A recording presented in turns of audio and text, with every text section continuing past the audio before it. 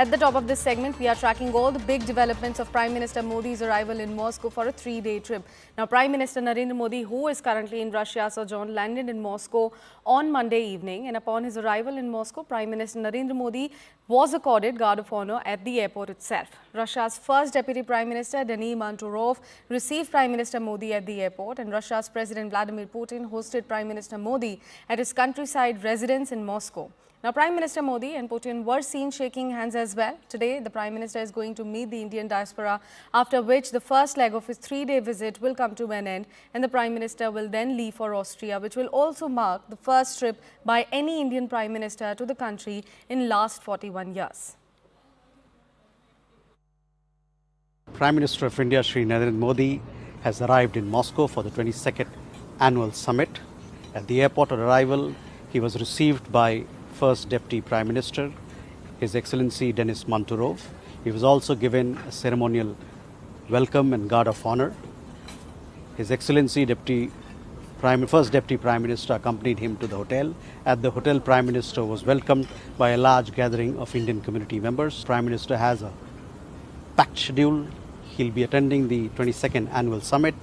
He will have restricted and delegation level talks, and he will meet the Indian community, he will address the Indian community members, and also visit Rosatom, an exhibition space. And CNN News 18 Siddhant Mishra spoke with Ambassador of Austria to India, Katharina Wiese, on Prime Minister's Austria visit as well. Listen to what she has to say. Ma'am, this is the first time after 40 years that Indian Prime Minister is visiting Austria, and we have been told that the core of this visit is going to be innovation, technology, business. Talk to us a little bit about it. Yes, it is right. Prime Minister Modi is on his way to Austria. It's the first high-level visit at this level in more than 40 years, and we are very pleased and honored that it is taking place in this year when we are celebrating 75 years of bilateral relations between Austria and India. You are right. One important part of this visit is the strengthening of our economic partnership and technology and innovation. Cooperation in the startup sector has been an important focus of our business cooperation over the past 2 years.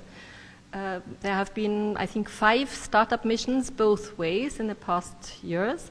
And during the visit of the Austrian Minister of Labour and Economy, Minister Kocher, to India in February, a bilateral startup bridge was launched between India and Austria. I think it's India's 21st startup bridge. And it has already brought more cooperation in that sector, as you mentioned.